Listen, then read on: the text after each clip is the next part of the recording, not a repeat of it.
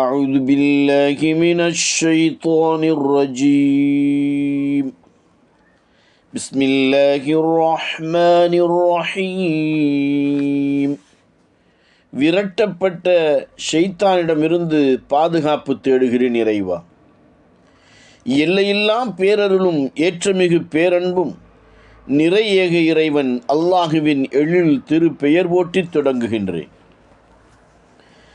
إن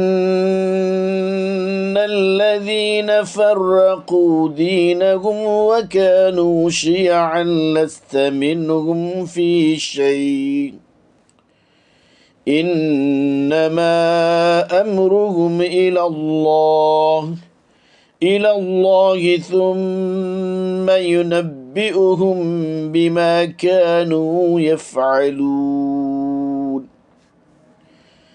ஓரிரை கோட்பாட்டை அடிப்படையாக கொண்டு இறைவன் தந்த தங்களின் மார்க்கத்தை, இறை நெறியை தத்தம் விருப்பப்படி எல்லாம் சிதைத்து தங்களின் சுயநலன்களை நுழைத்து பல நூதன புதுமைகளை திணித்து பல பாதைகளை அமைத்து பற்பல பிரிவினராய் பிரிந்து தத்தமக்கென தனி வழியை அமைத்து அழைத்து போய்கொண்டிருக்கும் யூதர்கள், கிறித்தவர்கள், பல தெய்வ வழிபாட்டுக்காரர்கள் பொய்மை மாயையை விதைத்து ஆன்மீகம் என்ற பெயரில் மக்களை வழிகெடுத்து இல்லாத ஊருக்கு இழுத்துச் செல்லும் போலி குருமார்கள், பசப்பி பணம் பறிக்கும் வழிகேடர்களோடு, தூதரே, நிச்சயமாக உமக்கு எவ்வித சம்பந்தமும் இல்லை. இவை யாவற்றையும் ஒருபோதும் நீர் அங்கீகரிப்பவர் அல்லர். இவர்கள் செயல்கள் யாவும் உண்மை இறைவனாம், அகிலங்களின் அதிபதியாம், ஏகன் அல்லாஹுக்கு எதிரானவையாகும். அவனது பரிசுத்த தெய்வீக செய்திகளுக்கு முற்றிலும் முரண்பட்டவையாகும். எவ்வித அடிப்படையோ ஆதாரமோ இல்லாதவையாகும்.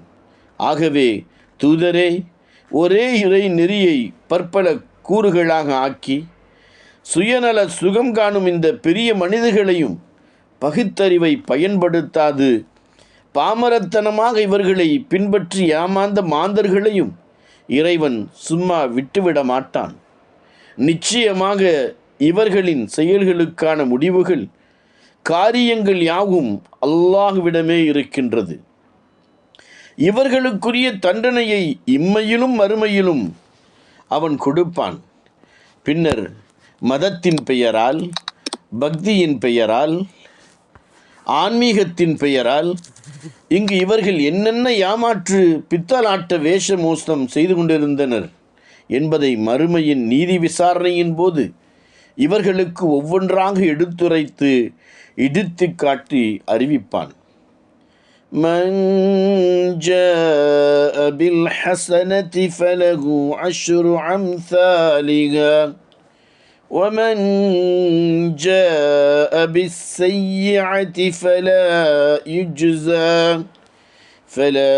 يجزى إلا مثلها وهم لا يظلمون.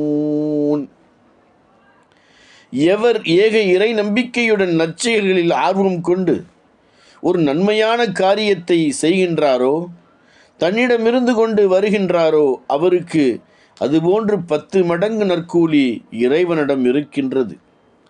இது மலக்குகளால் பதியப்படுகின்றது. எவர் ஒரு தீமையை செய்து விடுகின்றாரோ, தன்னிடமிருந்து பேச்சு செயல்களில் வெளிப்படுத்தி கொண்டு வருகின்றாரோ, அவருக்கு அவர் செய்த தீமைக்கேற்ற அளவே அன்றி அதிகபட்சமான தண்டனை வழங்கப்படாது.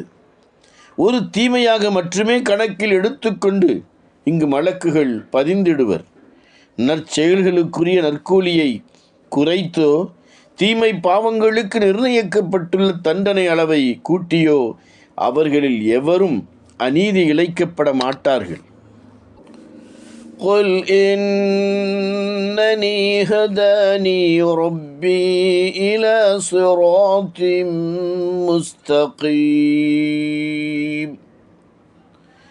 مستقيم دينا قيما ملة إبراهيم حنيفا وما كان من المشركين.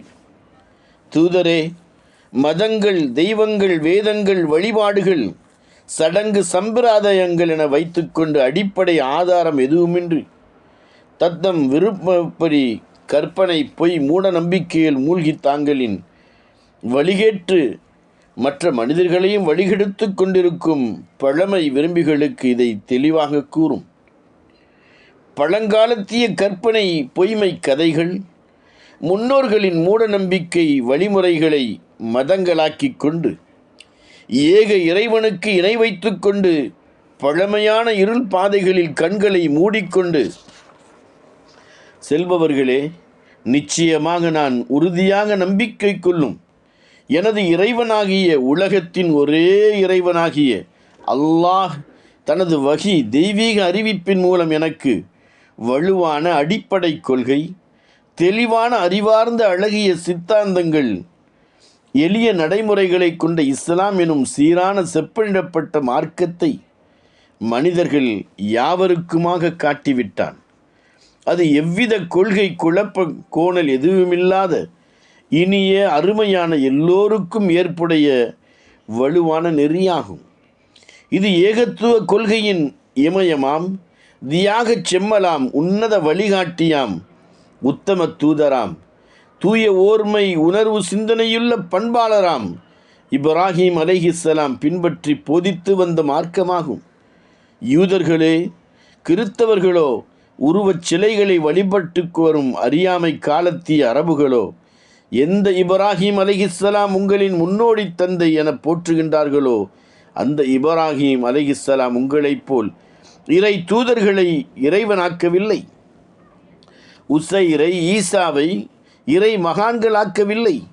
மலக்குகளான வானவர்களை கடவுளின் குமாரத்திகள் என கூறவில்லை. ஒருபோதும் அவர் ஏக இறைவனுக்கு யாரையும் எதையும் இணையாக ஆக்கியதில்லை. எல்லா தருணங்களிலும் ஒப்பற்ற ஒரே இறைவனாம் அல்லாஹுவை மட்டுமே வணங்கி நம்பி வந்தார். قُلْ إِنَّ صَلَاتِي وَنُسُكِي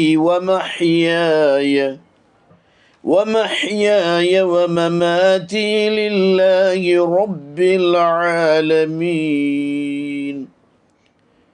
இவ்வுலக மக்கள் அனைவருக்கும் அனைத்து துறைகளின் முழுமையான வழிகாட்டியாக என்னால் அனுப்பப்பட்ட இறுதி தூதரே, மனிதர்கள் அனைவருக்குமாக இவ்வாறு கூறி பிரகடனப்படுத்துவீராக. எனது எல்லா வகையான வணக்க அமல்களும், குறிப்பாக தொழுகையும், எனது குர்பான், பலியும், நேர்ச்சை, தியாக அர்ப்பணிப்பு வழிபாடுகளும், எனது முழுமையான வாழ்வின் எல்லா நிலைகளும், எனது மரணமும் மரணத்தின் பின்னுள்ள எனது அனைத்து நிலைகளும், எனது ஜீவிய காலத்தில் நான் செய்த எல்லா நற்செயல்களும், அறப்பணிகளும், அகிலங்களை அதில் உள்ளவைகளை படைத்து இரட்சித்து காக்கும் அதிபதியாம் அல்லாஹ் ஒருவனுக்கு மட்டுமே உரியவனாகும்.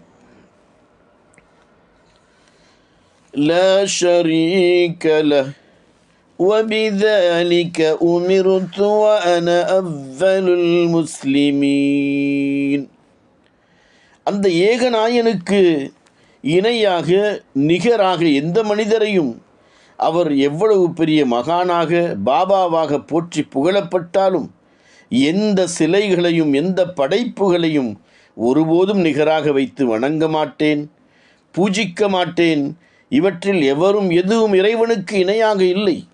இத்தகு களப்பற்ற ஏகத்துவ தூய ஓரிரை கோட்பாட்டை உள்ளத்தில் நிறுத்தி எல்லாவித வணக்க வழிபாடுகளும் அந்த ஏக இறைவன் அல்லாஹுக்காக மட்டுமே அடிபணிந்து ஆற்றுமாறு நான் பணிக்கப்பட்டிருக்கின்றேன்.